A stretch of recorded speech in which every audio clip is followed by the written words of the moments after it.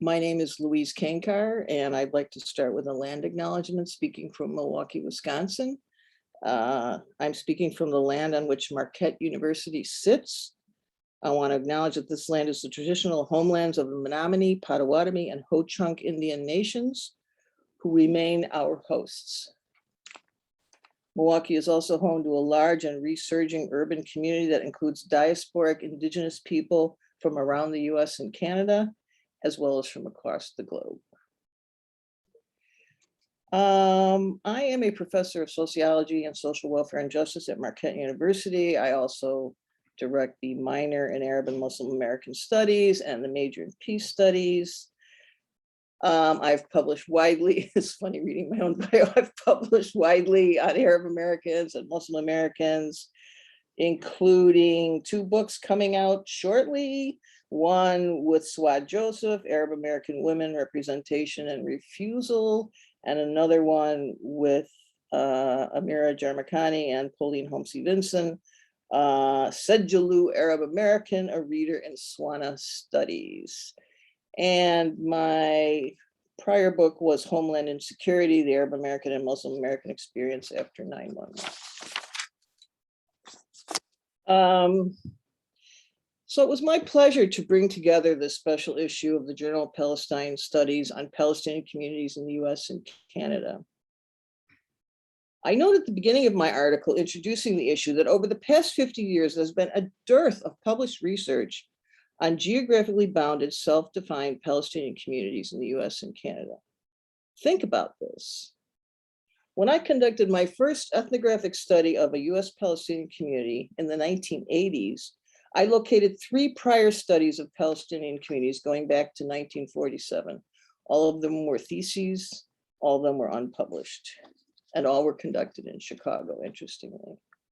One would think between the 1980s and today, over the course of more than 3 decades, a pool of work on Palestinian communities in North America would have accumulated, especially considering they've grown in size, spread out in location, are multi-generational, and they are neither off the radar of surveillance nor dissolving into whiteness. Yet between that time and now, only my work and that of Rhonda Sirhan in 2008 precedes Loren Lyberger's recent book. We should find this bleak state of affairs shocking. Why is it, especially considering the rise of race and ethnic studies in the academy, that scholars have access to no more than a handful of studies on Palestinian American communities conducted across a time span of 70 years? So that's not even 1 per decade. I situate this predicament of obscurity within the larger political project to quash pro-Palestinian voices and activism in the US and Canada. In the article, I spelled in detail and in semi-autobiographical form how it is that the issue of Palestine is absolutely central to this void in published scholarship. I itemized the decades-long marginalization and silencing of a body of scholarship that gives voice to Palestinians and Arab Americans in diaspora.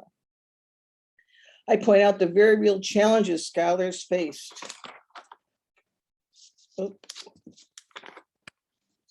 Getting a job in the academy, obtaining research grants, speaking at mainstream conferences, and publishing in mainstream venues, all of which made it nearly impossible to mentor a new generation of scholars.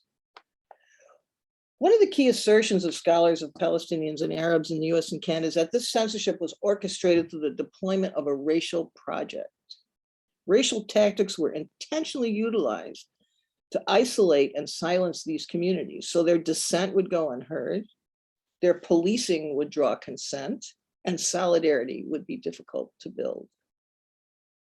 They were constructed ideologically as uncivilized persons and terror threats, and then treated as such by the policies of the state. Yet despite critically important paradigm shifts that have challenged earlier silences within scholarly disciplines and area studies and race and ethnic studies, and despite our considerable evidence, race scholars find it easy to dismiss our findings. We have been repeatedly rebuffed from above by scholars who see racial subordination as solely defined by domestic economic policies, or who say that we are ineligible to make these claims because Arab Americans are not an official racial minority. These dismissals ignore the global dimensions of race and the interplay of race and empire. They play into the hands of those whose political agenda lies in actively suppressing Palestinian and Arab American voices. The silencing of Arab Americans on the issue of racialization is another part of what I call the War on Terror racial project, a systematic set of ideological tools and policing practices that simultaneously rely on racialized tropes to discipline and quash dissent while denying race by replacing it with the term threat. And so to this day, abetted by the challenges of recognition within race studies, scholars of Palestinians and Arabs, Swana Americans more broadly, continue to face hurdles at the institutional level of teaching, funding, and publishing, all of which continue to inhibit the robust growth of the field. Finally, the mass collective impacts of 9/11 on Arabs and Muslims in the US and Canada evidence the ultimate success of this racial project, born of silencing dissent. As members of all of these communities were held accountable for the acts of a few, the ultimate marker of racism. Yet nowadays, the central role of Palestine and US empire in the oppression, surveillance, policing, and racism faced by Arabs, Palestinians, and Muslims in diaspora is elided by a new scholarly narrative that conveniently starts their subordination with the 9/11 attacks and the post-9/11 war on terror. This new story, and it's just a story, is trumpeted by scholars across a range of disciplines, and it implicitly points to Arab Muslim terrorists as the cause of anti-Arab, anti-Muslim racism. It falsely presumes that before 9/11, all was good. There was no Operation Boulder, there was no LA8 case, there was no Alex Odom murder, and so on. This blame the victim scenario represents a new way to obscure the connection between Palestine and US empire and the systematic profiling and policing of Palestinian, Arab, and Muslim communities. It is an argument that has been made easy to pull off precisely because of the barriers to publication we faced prior to 9/11. But the record of repression, deportations, FBI intrusions, and surveillance since 1967 is there. And the record of the wide promotion of the terrorist stereotype is also there. Our scholarship must insist on maintaining the continuous thread before and after 9/11 to halt this newest form of erasure. I concluded my essay with a call to invigorate local community studies because they are a critically important method of scholar activist praxis that has the power to enhance the community's well-being, organizing capacities, and power and solidarity building. Community studies furnish a community with data that help it gain access to resources, fight discrimination and policing, and especially in the case of Palestinians organizing against their erasure. Effective community organizing and solidarity work require communities that are not beaten down by poverty, mental health issues, or fear, and that have youth that feel lifted up. We scholars have a role to play in all of this. Advancing such work, however, requires institutional changes and an opening up of the doors of the academy so we can mentor new scholars, expand our work, and move from obscurity to visibility. While these changes can be mobilized from below, as with the very birth of race and ethnic studies, for now, our most promising possibility might be imagining a field of Middle East, Swana, and Palestine studies that expands its regional lens into a global one that includes diasporas. From my own experience, that too is a struggle that will require advocacy. Stepping away from the academy, its rigidities and limitations, facts on the ground reveal a different and indeed a better story. And that's the story we're going to spend today on. Robust and expanding solidarity movements locally, nationally, and globally that do not bend to, indeed on principle, would not bend to pressures to exclude Palestinians and Arabs. It is this agitation from below that ignites new scholarship in Arab American and Palestinian studies, forefront scholar activist praxis. We find a growing body of scholarship that focuses on resistance, solidarities, and the interconnected struggles that situate Palestine in the context of broader anti-racist, anti-colonial, and anti-settler colonial movements. We see in this literature a radical rethinking of Arab American positionalities within transnational spaces, more complex understandings of the intersections of race, gender, sexuality, activism, and identities, deeper explorations of global and intersecting dimensions of violence. The essays included in the special issue and the scholars on this panel center the complexities of identities, activism, and BIPOC solidarities that evidence real changes on the ground for Palestinian activism. The scholarship of Professors Qutami and Desai is interested in understanding the context and challenges that frame the hard work of building larger and more powerful movements in North America / Turtle Island for the liberation of Palestine, efforts that must engage with and for the liberation of other oppressed communities. Professor Lyberger draws our attention to the fact that Palestinian communities in North America are ideologically multidimensional, providing a range of challenges to and opportunities for solidarity work. So with that lead in, I'd like to now introduce our panel and our process. I will read the bios of each panelist, then each panelist has 5 to 7 minutes to summarize their paper. After that, I have a question I'm going to ask each panelist to respond to.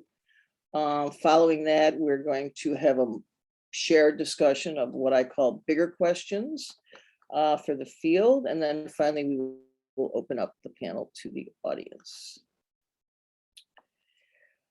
Professor Lubna Coutami is an assistant professor in the Department of Asian American Studies at the University of California, Los Angeles. Coutami was a co-founder of the Palestinian Youth Movement and the former executive director of the Arab Cultural and Community Center in San Francisco. Welcome, Lubna. Chadney Desai is an assistant professor at the University of Toronto. She is working on her first book, tentatively titled Revolutionary Circuits of Liberation, the Radical Tradition of Palestinian Resistance, Culture, and Internationalism. Her articles have been published in the Journal of Palestine Studies, Race and Class, Curriculum Inquiry, Decolonization, Indigeneity, Education, and Society. And she has contributed to several anthologies, including An Oral History of the Palestinian Nakba. She co-edited a special issue on decolonization in Palestine for the journal Decolonization. And she hosts the Liberation Pedagogy podcast. Welcome, Professor Desai. Loren Lyberger is professor of classics and religious studies at Ohio University in Athens, Ohio. He's the author of Identity and Religion in Palestine, the Struggle Between Islamism and Secularism in the Occupied Territories, of Palestinian Chicago, Identity in Exile, and co-author with James D'Amico and Edward Brittany of Commemorative Literacies and Labors of Justice, Resistance, Reconciliation, and Recovery in Buenos Aires and Beyond. Welcome, Professor Lyberger. So I'd like to start with Professor Qutami. Could you provide us with a summary of your paper? Sure, thank you, Louise. First, I'd like to extend a heartfelt congratulations to the Journal of Palestine Studies on your 50th anniversary, and thank you for decades of producing knowledge informed by high standards of intellectual rigor and ethical and political commitments to Palestinian liberation. Thank you to Maya, Maggie, and Laura for helping organize the special issue and this panel, and to Emily, and to Louise for your labor of love, bringing us together with your visionary insights informed by decades of your own contributions to the Palestinian struggle. And thank you to Shireen Saikali and Nadine Nabed and everyone else at JPS who helped bring my thoughts into fruition in this essay as well. I'm honored to be with you all today, and I'm joining you from the unceded lands of the Tongva people, otherwise known as Los Angeles, California. Some 2 years ago, when Louise asked me if I would be interested in contributing an essay in this special issue on Palestinians in the US and Canada, I wasn't initially sure what to write about. Certainly, there were several topics that came to mind based on my own scholar activist ethnographic methods and involvement in Palestinian student organizing with the General Union of Palestinian Students at San Francisco State University, as a graduate student in the Arab and Muslim Ethnicities and Diasporas program at SFSU, an active member of the campaign to make UAW 2865 the teaching assistant union, labor union, to adopt a full boycott, divestment, and sanctions resolution. I also considered writing a general biographical essay about the North American branch of the Palestinian youth movement, which is there, you know, the PYM is where I've done the majority of my Palestinian specific organizing until now. I could have talked about the activities of the PYM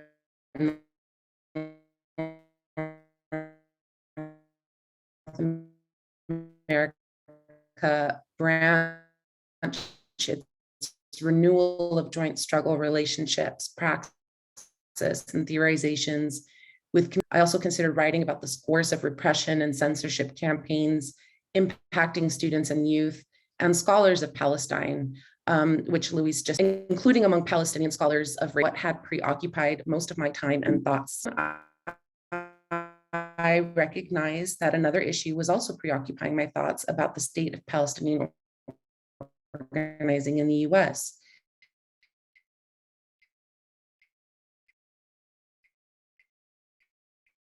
And in keeping with the Palestinian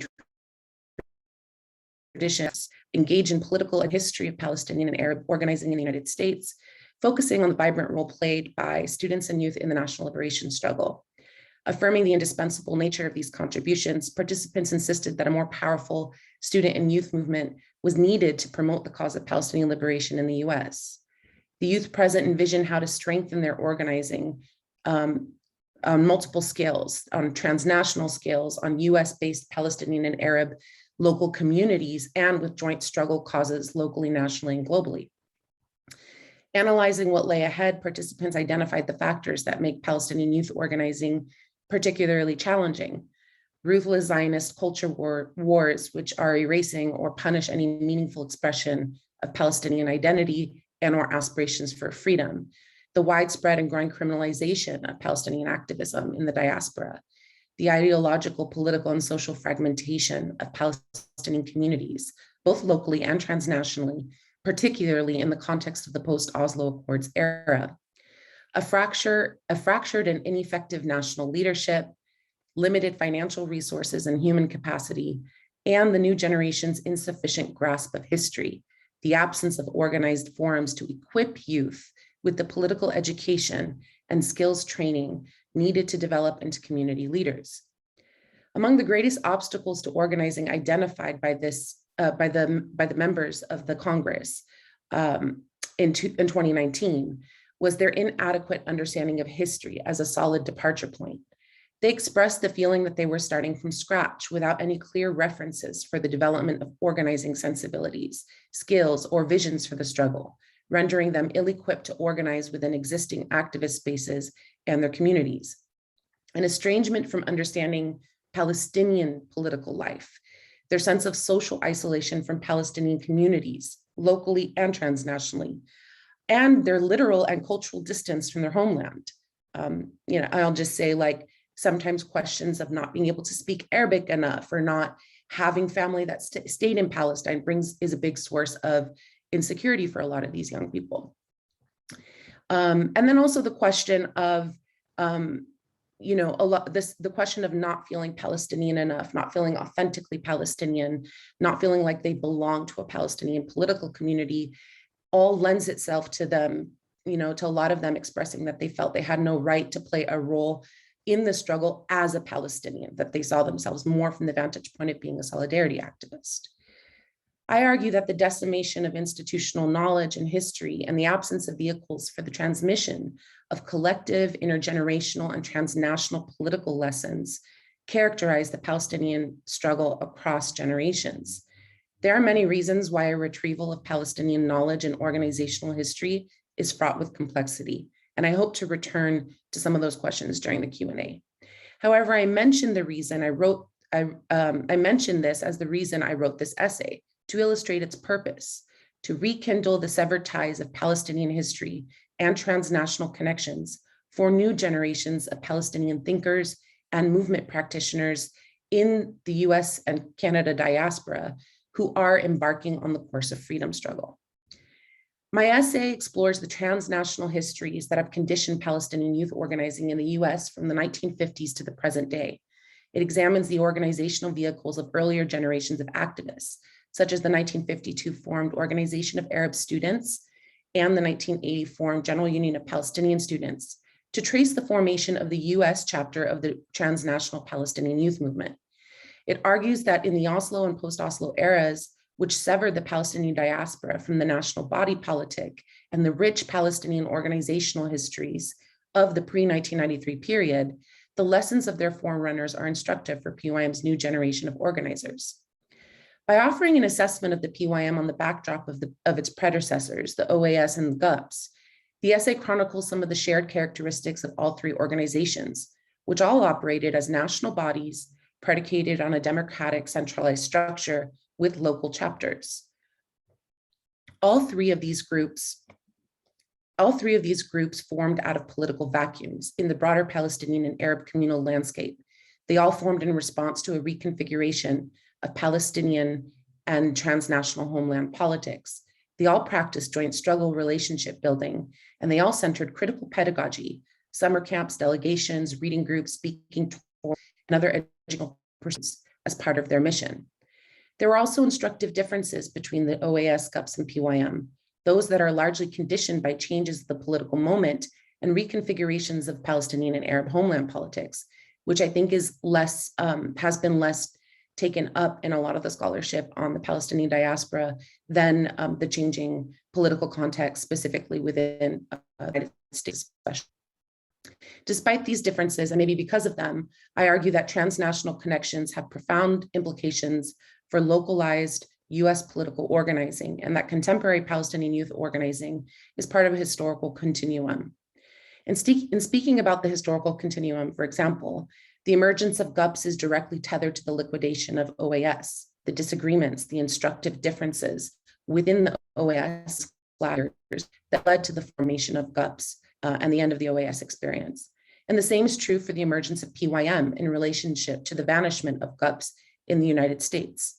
The internal differences within each group in large part reflect the overarching power reconfigurations and fractures, political rivalries in Palestine and the Arab world, the shifts in geopolitical currents, the rise and decline of Arab nationalism, the nationalization of the Palestinian struggle following '67, the rise of political Islam as a powerful force in regional politics, and the signature of the Oslo Accords, whereby the PLO traded in the boundless fervor of an anti-colonial movement for the hollow promise of a state in just 22% of historic Palestine, which also had the power to fracture Palestinian communities, cutting millions of refugees and Palestinians of exile, who had long been central parts of the liberation ecosystem and structure, out of the equation.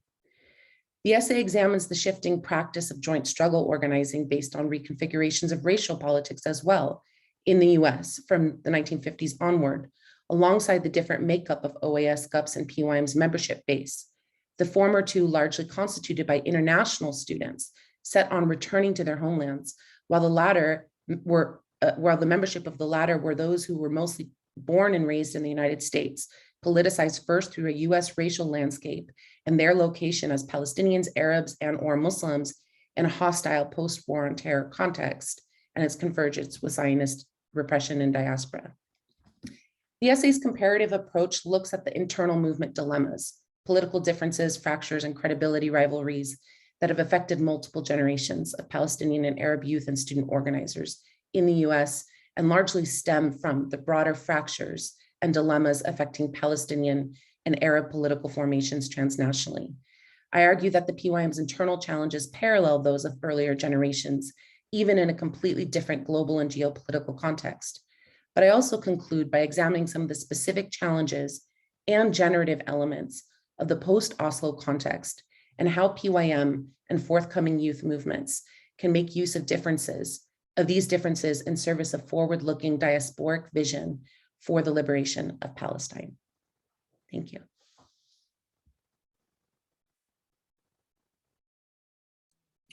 Thank you so much, Professor Qutami, and read the article. It's fantastic. Our next presenter is Professor Chadney Desai. Chadney. Thank you.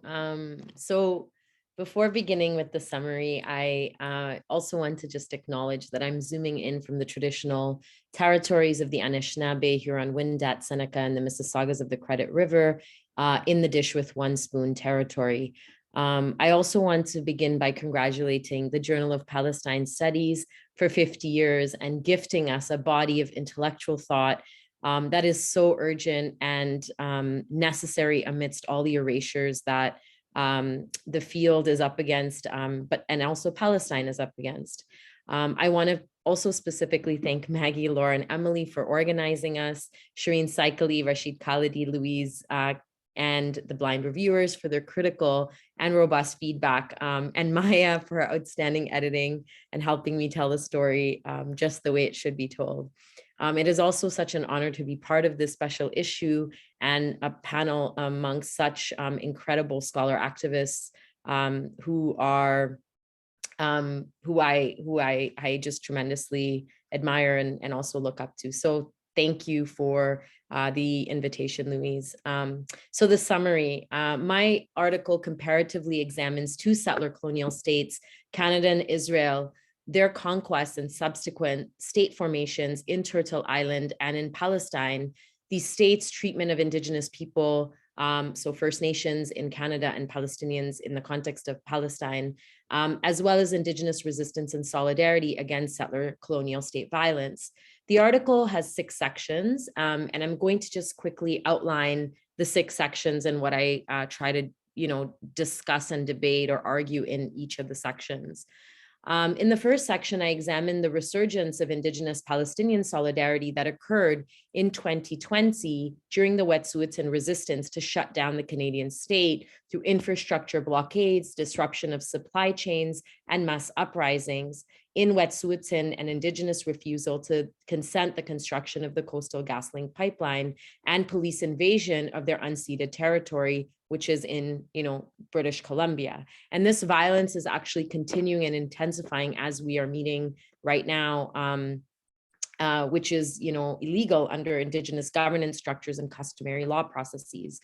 The shutdown of Canada took place at the same time former U.S. President Donald Trump's Middle East peace plan, the deal of the century, was released in 2020, during which Indigenous activists also showed up in solidarity with Palestine against the Trump deal. By analyzing political statements, interviews with organizers, and examining symbols of solidarity, in this first section, I developed the concept of resurgent solidarity to theorize the Wet'suwet'en Palestinian convergence in 2020 and show how activists were able to articulate commitment, mutual relation, action, and transnational dialogue across borders, what Stephen Salaita has called inter/nationalism, and what Leanne Simpson calls constellations of co-resistance.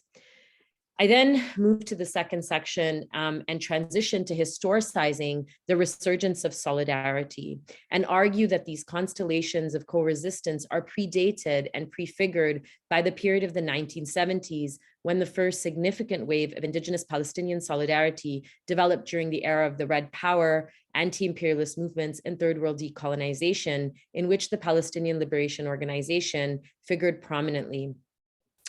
I chart a 50-year history of the various ways Indigenous struggles in the Palestinian movement, including the Solidarity movement in Canada, engaged what Nadine Neber calls conjoined struggle. And I provide details of what that looked like, the kinds of actions that were taken, the ways in which solidarity was specifically taken up in terms of direct action, and lessons that were gleaned across movements.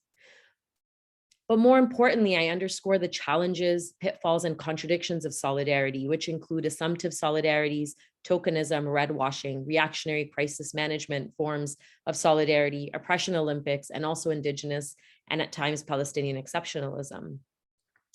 During these kinds of convergences, notions of sameness are often used to link settler projects and connect myriad forms of oppression to construct analogies between shared past and in present contexts. This was certainly the case during the Wet'suwet'en Palestinian convergence. While comparison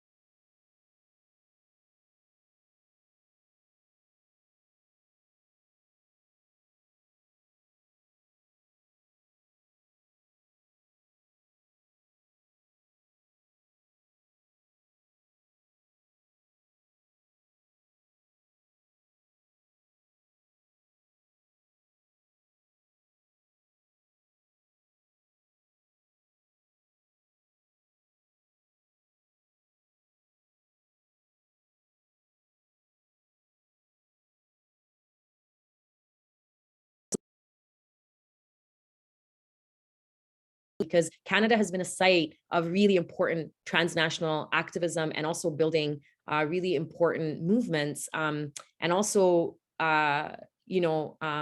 pedagogically in terms of the expansion and use of analytics like apartheid and settler colonialism. And so because few studies engage in this kind of comprehensive relational and comparative analysis of settler colonial analytics or political economies in relation to tactics of anti-colonial resistance and transnational solidarity, the article seeks to make this contribution to Palestine studies. The distinct analysis of the political, economic, and juridical formations that subtend colonization across geographic context discussed in this article enables an understanding of the limitations of our analytics and the need for capacious frameworks to further develop a praxis for radical coexistence, resistance, solidarity, and joint struggle for liberation in the present. And that's the introduction or the summary. Wonderful. Thank you, Professor Desai. And now on to Professor Lyberger.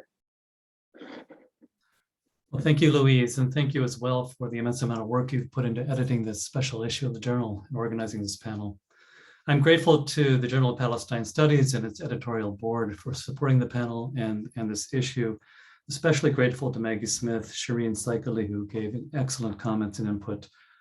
Maya Tabit, Rashid Khalidi, of course, and everyone else. Congratulations on this 50th anniversary. It's an honor to be here with all of you, and I also want to take a moment to recognize Louise for the foundational role she has played in Palestine studies and Arab American studies. Louise, you've modeled what committed activism and rigorous scholarship can look like when they are brought together. I've admired your example, relied heavily on your work, and appreciated your friendship through the years.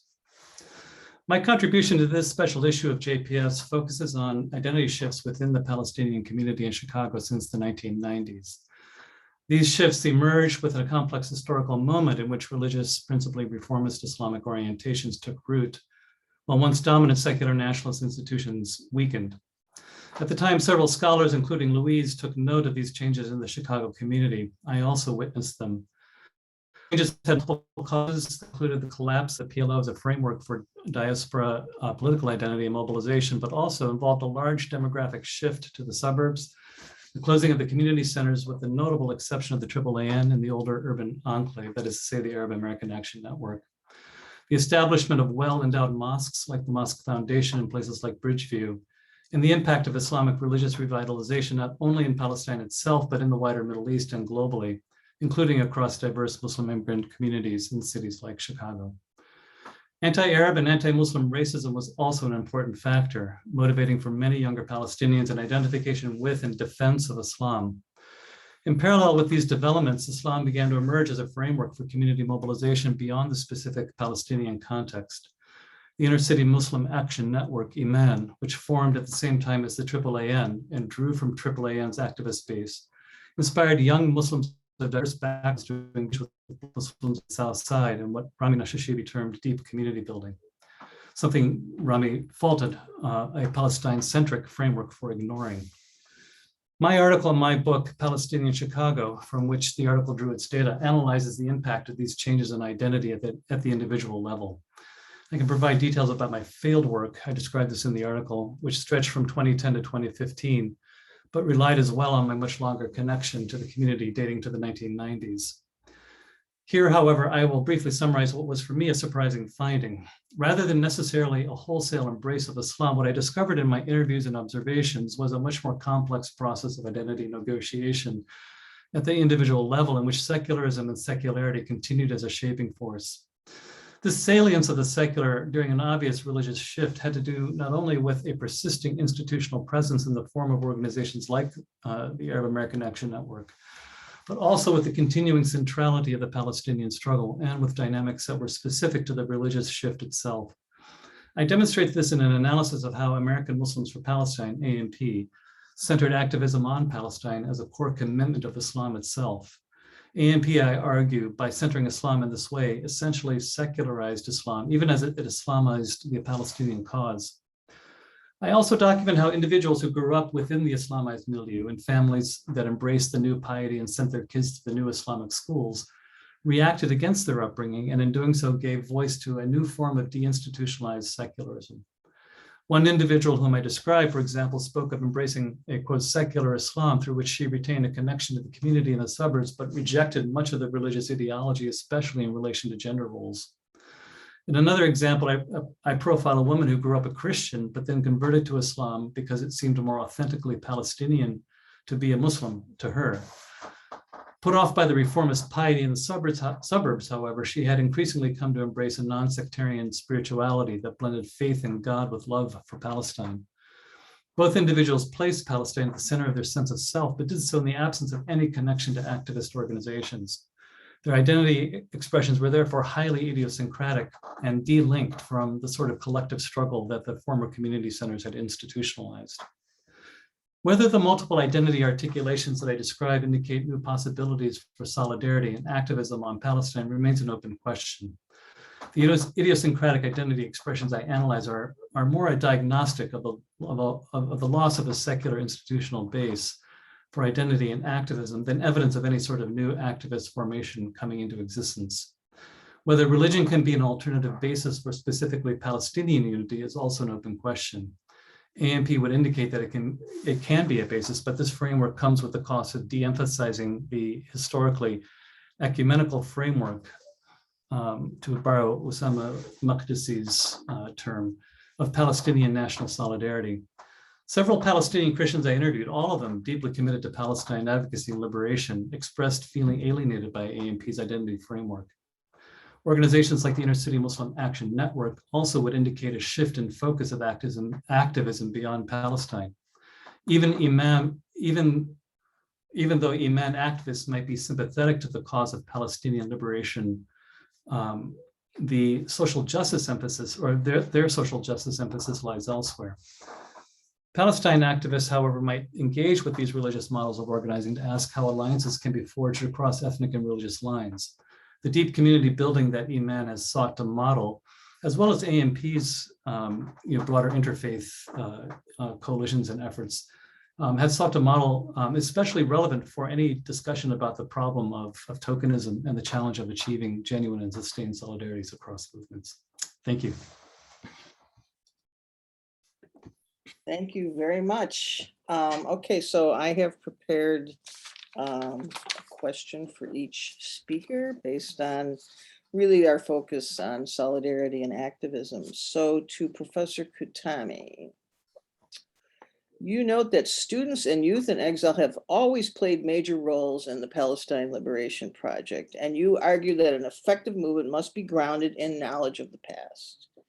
You say, quote, Palestinians have been in a perpetual position of starting over their pursuits of liberation, unquote, and that youth organizers are too often presented with fragments of the past that has been subjected to, quote, persistent annihilation. So I know you talked about this a little bit, but I just want you to take a few minutes to elaborate further on why is annihilation the case? Why is that happening? Does it have any relationship to what I spoke about earlier in terms of erasures in the academy? And why is it important for organizers to know the past? So big question, but just take a few minutes, please. Yeah, thank you so much. It's a really great question. I think, when I think of the Palestinian struggle, I think of it, as a struggle where there's a settler colonial paradigm that's intersecting with a military and carceral apparatus, which Chandni's essay so brilliantly talked about. That requires a vanishment of Palestinians from their land. Certainly, we all know that. It requires a replacement of Palestinian natural landscapes and agriculture and architecture and cultural and social histories in that place that we call Palestine. It requires a suspension of Palestinians from time, like so many brilliant works that have discussed the act of refugees having to wait, like waiting as a quintessential characteristic of Palestinian refugee experiences, waiting for return, waiting for resettlement, waiting for rights-bearing citizenship, waiting in lines for humanitarian assistance. This regime that Palestinians are confronted with includes a repertoire of catastrophes at every turn: multiple experiences of Exodus, 67, Black September, sieges, the siege of Tel Zata, the destruction of Sabran Shatila camps, the effect of the Gulf War on Palestinians, the effect of Palestinians during the US invasion of Iraq in 2003, right now Palestinians experiencing the catastrophes in Syria alongside millions of Syrians. But it also includes, aside from the very physical experience of continued ongoing Nakba, what so many scholars have talked about, the ongoing Nakba, this experience of settler colonialism also requires a suspension or a decimation of Palestinian narratives, right? The looting and decimation of Palestinian archives historically has been one of the biggest struggles that historians of Palestine have had to deal with.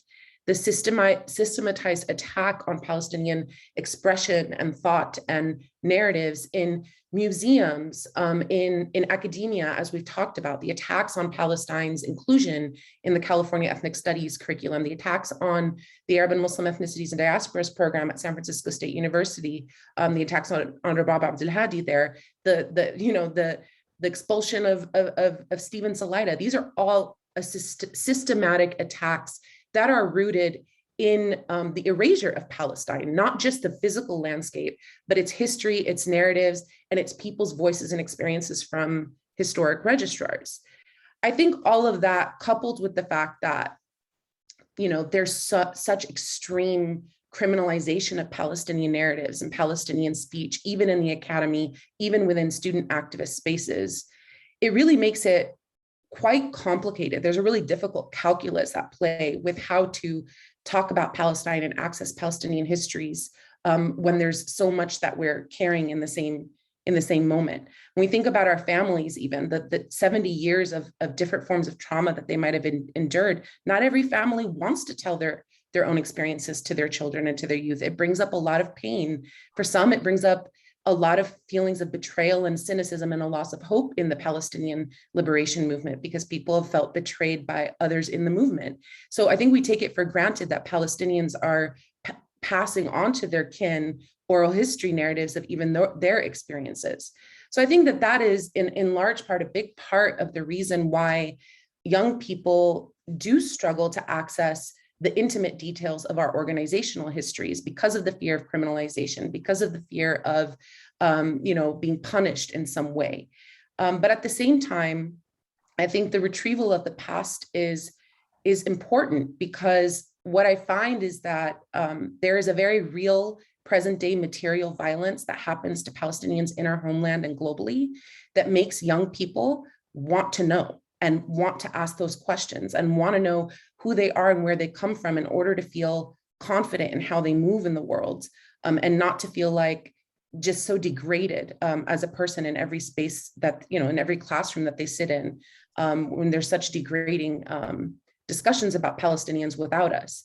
But at the same time, when young people kind of attempt to find those histories on their own, they're met with a lot of challenges. And I think one of the things that I've found is that, and I've been guilty of this too as a youth organizer, right, is that we tend to construct really romantic depictions of our history because we don't see all of the ugly truths that also constituted it.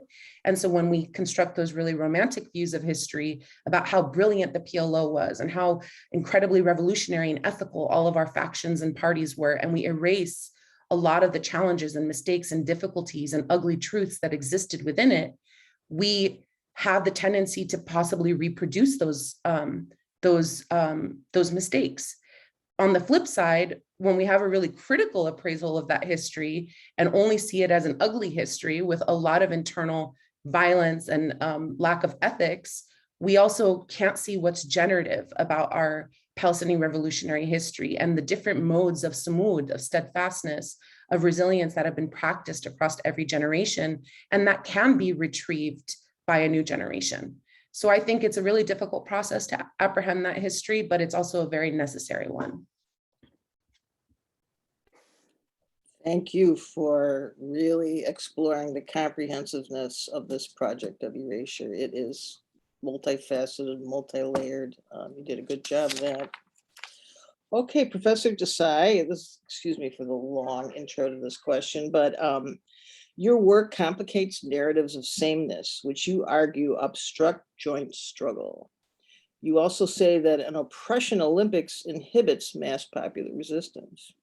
You problematize the settler colonial framework of analysis, arguing that it lacks the capacity to incorporate widely spread capitalist violence and elides race and class differences in settler societies.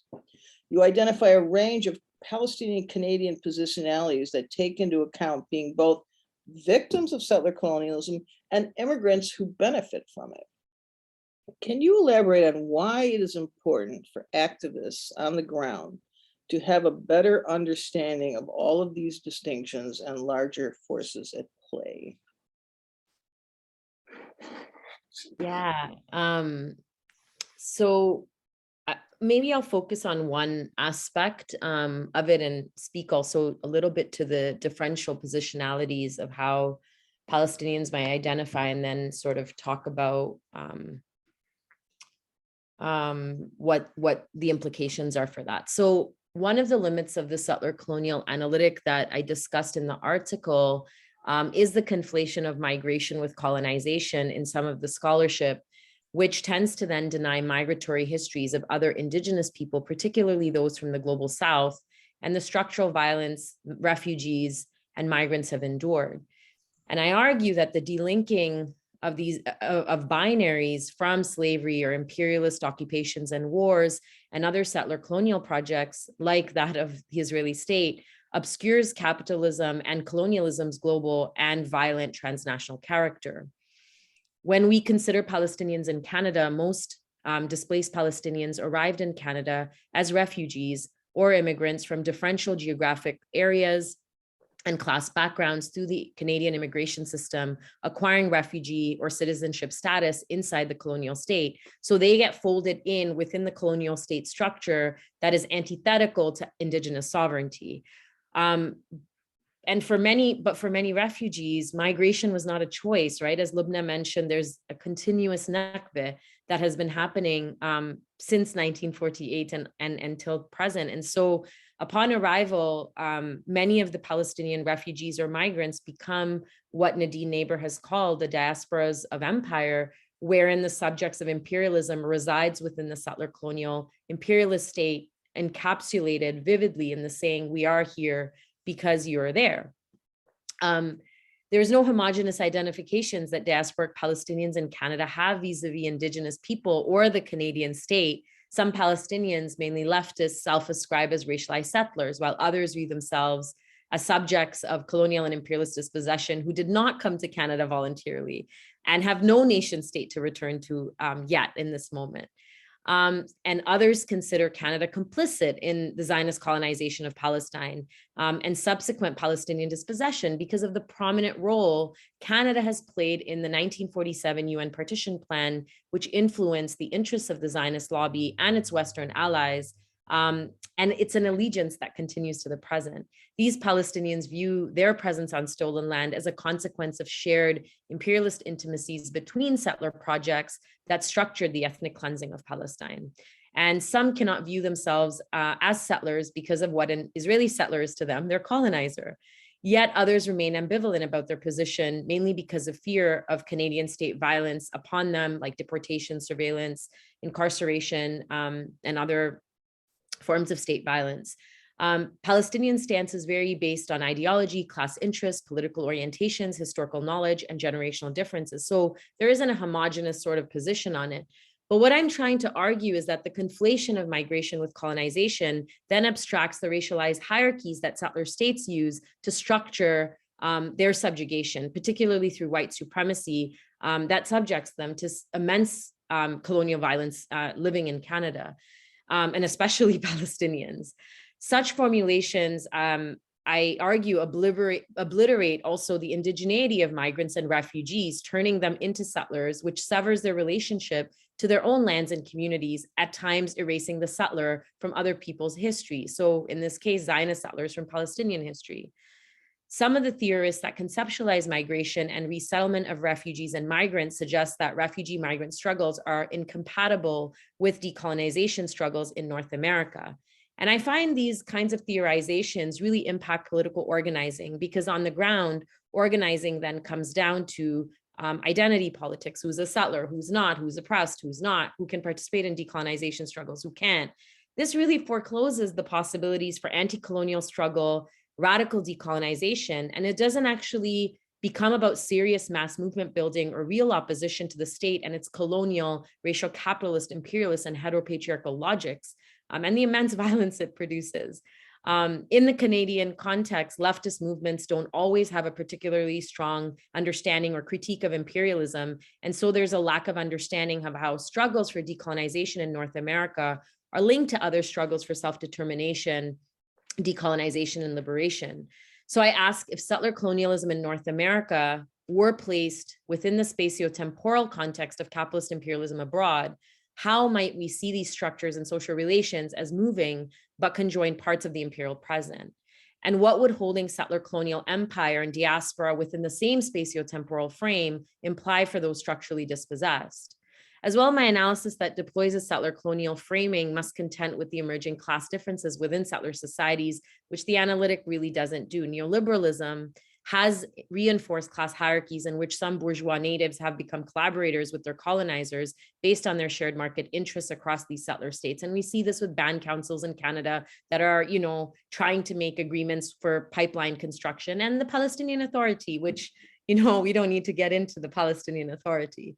So we must therefore ask, how do the current classifications and categories within the settler colonial framework reinscribe logics and reproduce class, race, and gender? Do we want to reproduce oppressive nationalisms or something else? And finally, diaspora communities have to contend with how making a new home on stolen lands makes them beneficiaries of settler colonialism in Canada. And many Palestinian activists suggest that there is a responsibility and obligation to partake in solidarity with Indigenous people across Turtle Island and work towards mutual liberation. I think the quote, by Robin Kelly really sums up for me this quote, that solidarity is a contingent political project rather than some kind of natural, essential trans-historical alliance or racial imperative. And really it is through struggle and through building and through the, challenges and contradictions and revision of histories and the, thinking about the mistakes that we can really move towards social transformation and radical change. And so the limits, I think, foreclose the possibilities of what is possible. And I think that if, when we hear sort of Lubna speak about the importance of, this history she's trying to tell, or many of us are trying to do here, learning from these histories can potentially move us into new possibilities and directions. And that's, I think, what I'm trying to argue is for radical possibilities, not foreclosing them. Thank you. Your analysis clearly shows how to reduce the power of divide and conquer tactics that are so often deployed among movements. Okay, to Professor Lyberger. Your article addresses the widespread embrace of piety-minded orientations and practices in Chicago's Palestinian community. You attend to the ways in which both youth and young adults have responded to this climate in a wide range of individualized and hybridized forms of identity and performance, which are often accommodations to and reactions against the new piety-mindedness. Can you elaborate further for us on how these emerging forms of subjectivity offer new possibilities for solidarity, including the emergence of a new secularism in Palestinian activism? Yes, thank you, Louise, for the question. So I have to, first of all, just admit to saying that I don't have a really well worked out answer to that question. It was a question that emerged for me in the context of writing the article and in responding to the input of your input as well as the input of the editors. As I was thinking about this, I found myself, and I think I addressed some of this already in my response or in my summary of the article toward the end, where I began to think about, what these new religious directions, organizational structures that have emerged might offer to Palestine activism and organizing. Because clearly in the Chicago context, what has been so apparent historically, at least since the 1990s, and these are things that you've documented yourself, Louise, in your own work, with the closing of the community centers and the transition of the community to the suburbs and the emergence of the mosques as the primary institutional anchors of these communities. What does that imply, or what does that mean for activism? Now, that activism, has continued, of course, on university campuses with Students for Justice for Palestine chapters, the PYM, and other movements. But once you leave the university and are in the community, what you encounter, at least in Chicago, is that the mosques are the predominant institutional structures that are organizing community life today. On any given Friday, you go to the Mosque Foundation and the parking lots are jammed full. And then you have new organizations like American Muslims for Palestine, which holds an annual conference, which attracts thousands of people from across North America and internationally from Palestine as well to participate. And so what I see is these sort of new emerging structures in which Palestine activism is occurring and calls for Palestinian liberation are continuing. But it's a very different kind of structure from the ones that Lubna and Chadney are describing. And it's interesting to me that and this is not a criticism of Lubna or Chadney's papers at all, but that religion doesn't really register in those discussions, which were wonderful papers to read, and I learned quite a bit from them. And so I kind of began to think about my own paper as sort of this outlier on this panel, wondering, what exactly is the connection? And this question that you're putting to me and that the editors put to me about what my findings imply for, new forms of activism. Really, it's an open question for me, and I don't know. The sort of idiosyncratic trajectories that I was describing at this individual level with these, these two women that I profile in the article, but then also in much more detail with other examples in my book. On one hand, they index a kind of weakening of community-based activist structures. These individuals are not connected to them.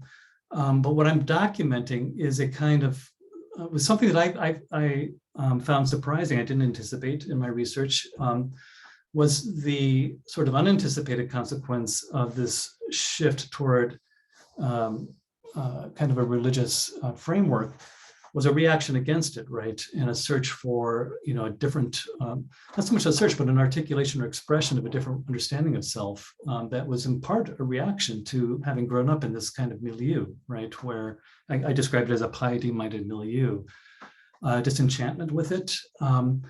But there was, an absence, at least at the time of my field work, of, other sort of institutional alternatives and connections and spaces within which to articulate a different kind of sense of self. All of these individuals, of course, Palestine was central to their sense of who they were. But what was really striking was the sort of the delinked or deinstitutionalized nature of, or character of the identities that they were expressing. So, that's, I guess I don't have a really clear answer to the question. The question's a good one. And I guess I would maybe ask a different question and ask, what are the implications of what I describe in my article and my research with respect to the religious shift for some of the issues that, Chadney and Lubna are describing in their research, in their articles.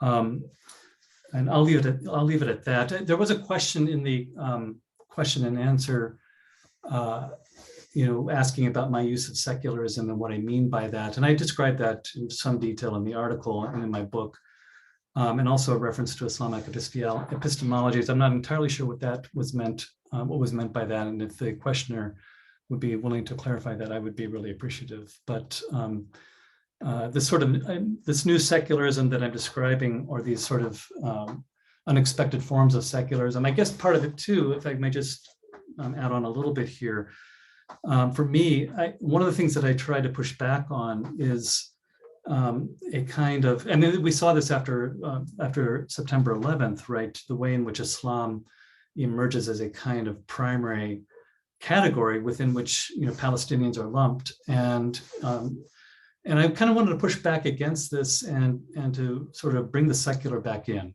and to say that even though these processes have occurred within the community, they're highly complex, have complex origins and complex impacts that, and it doesn't mean that secularism has disappeared per se, but rather has changed or transformed in its expression in different ways. Thank you. So I have three what I call big questions for the whole panel, and I think we could, and then we'll open it up to the audience. So I think, why don't we follow up with Loren's question, which was one of the big questions.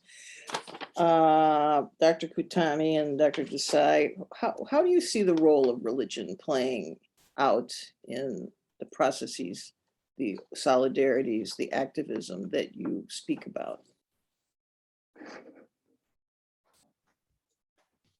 Yeah, should I go first, Chadney, or do you want to? Okay. No, yeah, I think it's a great question. I mean, I think the question of religion comes up in my essay really through more of a political framework, by talking about some of the fractures within the OAS and within the GUPS in particular. For example, when we talk about some of the tensions of the late 1970s within the OAS that leads eventually to its dissolution, among many other things, one of those tensions was disagreements between students who were supporters of the Ba'ath Party and students who were supporting the Iranian Revolution in 1979, right? And the introduction of political Islam into the region. And there being a lot of debates about that. There was even testimony from some of the folks I interviewed from an earlier phase about withdrawals of students from the OAS who had more Islamist leanings and felt like the Arab nationalists held a monopoly of the OAS following 1965, and that there wasn't like really expressions for that. So I think, the question of religion, especially for Palestinians, does sometimes intersect and comes up in more of a direct political expression regarding the forces at play in the region and who's gaining sort of popular credibility as what's seen, for example, as, the main leaders against US and Israeli hegemony. And I think that, from the 1990s onward, part of the reason why political Islam grew so much in our region and, Islamist sensibilities grow in our communities even here is not just because of a vacuum left by the Oslo Accords of secular organizing, but it's because also who people affiliate with being the new anti-colonial kind of vanguards in a way also. I mean, I'm maybe being hasty with my words here, but that's sort of a reductive way of how I see some things. But I also want to speak a little bit to some of the other findings about religion from some of my discussions more recently, some of my interviews with some of the younger Palestinian youth movement members.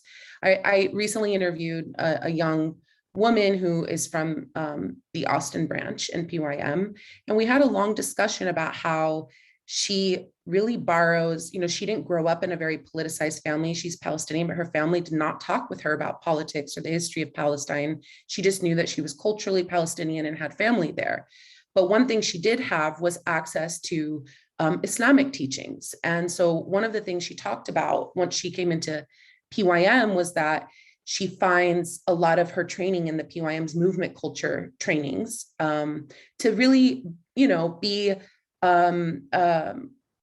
compatible with Islamic teachings. And I asked her to give her examples of that. And she talks about ideas around comradeship, ideas around trust, ideas around, service to the collective rather than the individual. And I think that these kinds of really interpersonal and intimate and spiritual relationships with religion, whether Islam or Christianity, we have to, in our community, in our secular spaces, not just be more inclusive, but more respectful about understanding that they do inform the way that people show up in political spaces, and are compatible with a lot, I think, of the ethics that we try to train in movement cultures. So, yeah. Thank you for that. really comprehensive sort of explanation, especially in terms of the US context. I think in Canada, one of the aspects around religion has also been a point of tension, particularly around the contradictions that political Islam has brought to the forefront in that at times the sort of religious aspect is taken out of the particular ways in which political Islam is both complicit in what's happening in Palestine, but then also in terms of ideology and people supporting different regimes that, you know, have a particular tradition of or follow a particular tradition of political Islam and further that. So in a lot of organizing spaces, that has been a point of contention around, you know, who gets to be at the table, what kind of politics get thought about. And I think a lot of times those that are racialized, right, visibly because of either hijab or, you know, different markers that, you know, racialize Muslims in a specific way will come to the organizing spaces with particular kinds of concerns around how can we think about Islam and Islamophobia, not just in terms of you know, racism, but also in terms of our broader state project, particularly in the post 9/11 moment. And how do we think about the way in which the state is doing, criminalizes Islam in all the ways, which then has a consequence in terms of the way racism plays out. And so I think that, you know, recently, I mean, Canada has had some really egregious acts of hate and Islamophobia in the last couple of years. There were 6 men that were shot at a mosque in Ottawa. And recently there was, you know, white supremacists that ran down an entire Muslim family. They were Pakistani, but, you know, in sort of the white supremacist mind, there's no distinction between Palestinians, Pakistanis, or, you know, any Muslim for that matter. And not that that's justifiable in any way, but these kinds of also national, you know, moments of violence have really brought to the forefront, how do we better integrate a lens around thinking about Islam within activist movements, and especially in the context of Canada, because Palestinian youth have to navigate between their national liberation movement and the solidarity movement. Sometimes these conversations around Islam get, you know, or religion become sort of minuscule. And this is not to suggest that, you know, there's no Christians or other religious sects and different groups that also bring different questions to organizing tables within Palestinian organizations or organizing within the Canadian context. But these are just some of the pieces around how the movement sometimes stays away from some of these complex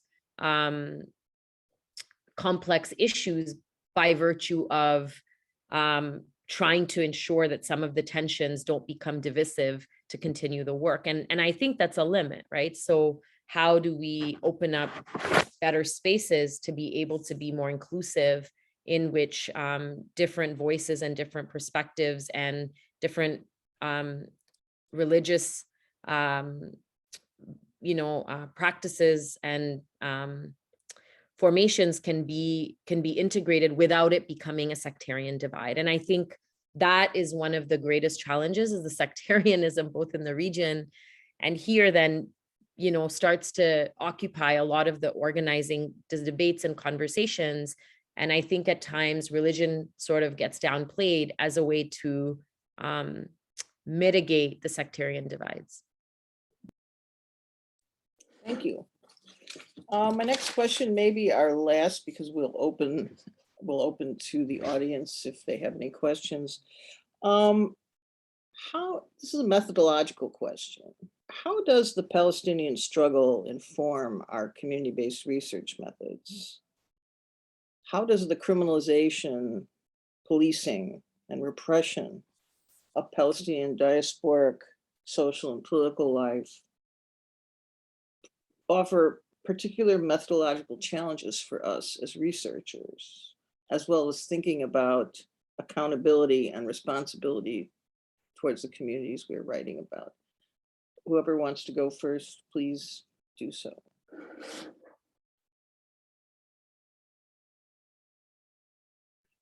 Well, I guess for me, I mean, just if I may, just briefly speak to that, you know, one of the challenges of field work, especially as someone who's not Palestinian, but who has had a long connection with Palestinians and the Palestinian struggle, both in Palestine and in, well, in Chicago specifically, you know, has to do with the fact that, you know, here in the United States, Palestinians are a policed population, right? That the policed community that obviously became extremely visible after 9/11, but this was, you know, something that predates 9/11, you know, by decades. As you know, as been pointed out in the panel, and as you pointed out, Louise, in your introductory piece to the journal issue. And so, you know, given that basic fact, how do you do field work responsibly becomes an incredibly important, you know, question that one has to grapple with. And I mean, it begins with, you know, cultivating, you know, trust and developing, you know, a long-term relationship. You just don't simply kind of parachute into a community and start doing this. But there's also, I think, you know, an ongoing responsibility to, you know, not only to you know, lift up voices, but also to integrate the analyses of the individuals that you're interacting with, right? And so, but one of the, I guess, as I'm thinking about this, you know, one of the challenges, an additional challenge that I confronted was that in the Palestinian community, for example, in Chicago, is not monolithic. You have multiple factions, tensions. So negotiating that, right, and giving space to multiple voices, you know, to speak across these fractures, or if not fractures, then lines of tension, right? That is a challenge, and finding ways to do that is important. I think with respect to my own work on religion, and particularly, you know, what I described as the Islamic shift in Chicago, to do that in the context of Islamophobia, in the post 9/11 context, has also been you know, particularly challenging. How to do that in a way that challenges the caricatures and stereotypes. And I guess that's, if anything, what I wanted to do in my research was to make the point about complexity, right, and to, you know, lift up multiple voices as a way to say that this is just simply not reducible to the caricatures that, you know, come, you know, surging back, especially, you know, since 9/11, but, you know, obviously have a much longer history than that. Okay, thanks. Professor Qutami, how about you? Yeah, no, you know, I have friend of mine, Ahmad Zaza, Dr. Ahmad Zaza, and I always say, what would it be like to write about something without the weight of history forcing your hand? And I think that this is a challenge that scholars of Palestine really struggle with. I struggle with it methodologically. The feeling that, you know, sometimes the choice of what we're deciding to write about is coming out of a political context of what's necessary, of what's useful, rather than what we desire, right? Having to put on the sidelines our desires and do something that we feel is in service of our collective needs as a community. I think that is really an important sense of responsibility for scholar activists. And I also think that it's, even with it being limiting from the very start, in the sense that sometimes we arrive to our projects with political context deciding for us what needs to be written, there's also the limitations of what can be written even within that, because of, you know, as was mentioned, the repression, the surveillance, the vulnerability that you might put people in your community at, especially if you're doing ethnographic or oral history work, using the names of organizations or real people. And I think that as a scholar activist, one of the challenges I have is that I'm involved in the community. So there's a, you know, I don't have the struggle of the community being willing to talk to me. I have the struggle of needing to be the one responsible to decipher what goes in and what doesn't go in to the writing, because I think, you know, the challenge is that you are responsible for what will happen to these community organizations and to these community organizers, knowing what you know about how knowledge produced on Palestine and Palestinian organizing has lent itself to, deportations, criminalization, in some cases assassinations, historically. But I think that's a real methodological challenge, carrying that responsibility. And then also just the last thing I would say is, and there were a lot of colleagues and comrades that tried to walk me through this. I'm still working through this methodological challenge around reconstituting history,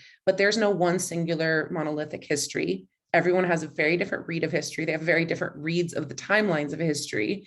And so finding a way to know where some kind of common consensus is really difficult, because I think people narrate history in the way that they personally experienced it the most.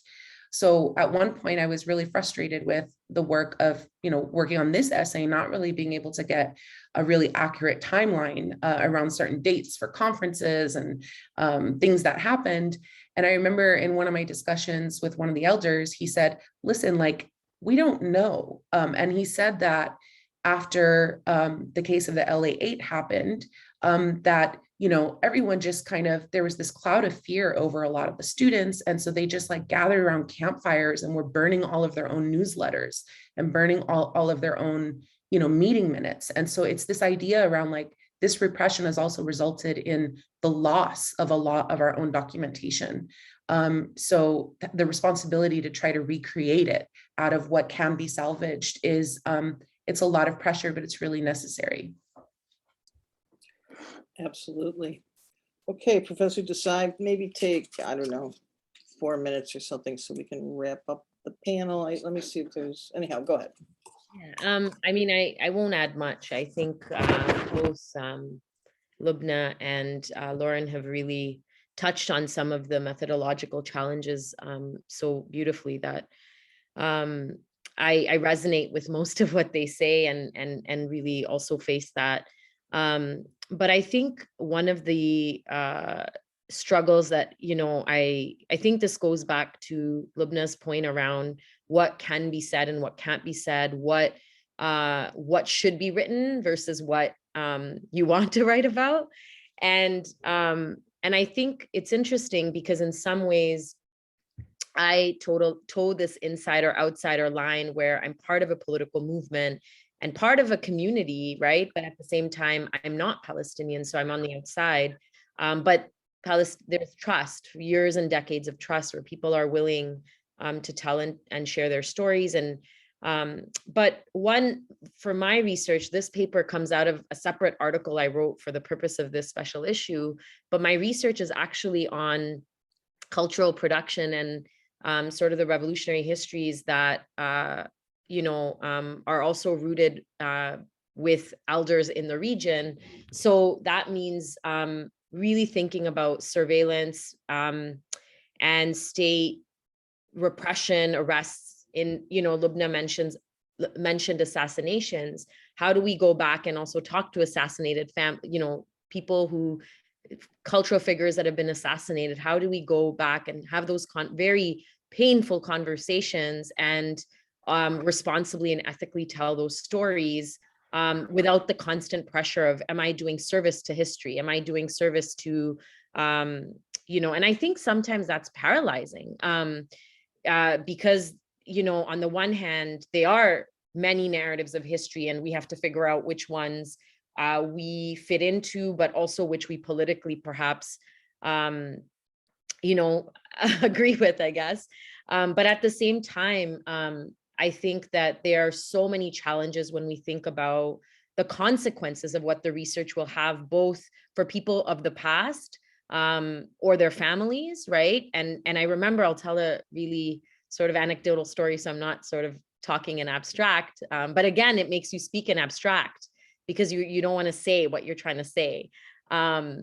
Is I remember when I'd interviewed this really prominent cultural figure who was part of the PLO, she had, told me this details, and she said, Chani, maybe keep those details until after I die, because I don't know what revealing that XYZ would mean for if they could come back for me now, you know, or there might be a person whose narrative or case, court case or ongoing case you might want to talk about, but you know, the state might use the research as evidence or as documentation that can be used to execute or deport or whatever they're trying to do, persecute, not execute, persecute the person that you're trying to work with. So I think for me, there's so many methodological challenges, so many on so many levels.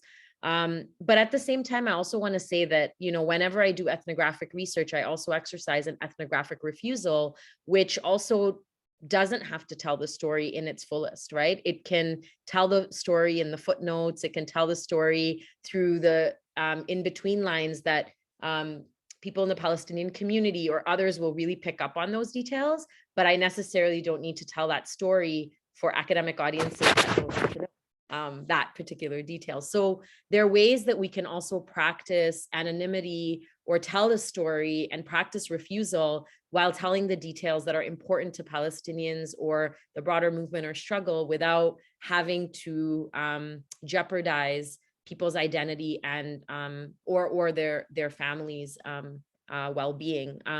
So yeah, it's a big question. It's a heavy question, but I think ultimately it's important that we work through the methodological traps, because I think there's so much responsibility, and I think an extra responsibility when you're doing work on Palestine that that if we get trapped, we might not be able to actually write and do the work. And so that's where I think conversations with each other and conversations broadly with others that do the work is really important to sustain us to move through the challenges of the method, you know. So that's, I think, where I'll leave it. Thank you. You know, this discussion reminded me, I was so shocked with the Rasmia Otis case that it was a paper she turned into one of her college professors that he then turned into intelligence agents that was part of the launching of the deportation of her case. How unethical is that? I guess I'll bring it back in the final 2 minutes to how I ended my introduction, which was calling for a return of community studies. So I want to talk about the responsibility piece of the methodological challenges. You know, do we have a responsibility, or we do, I think, have responsibilities to give back, to lift up, to empower. Our work can't just be for us. It can't just be for our vita. It can't be for our tenure. We're ethically responsible to give back in some way. And I think that community level work does have a lot of power to provide resources to communities and help them grow in their capacity to empower their community and grow in solidarity with other like communities. So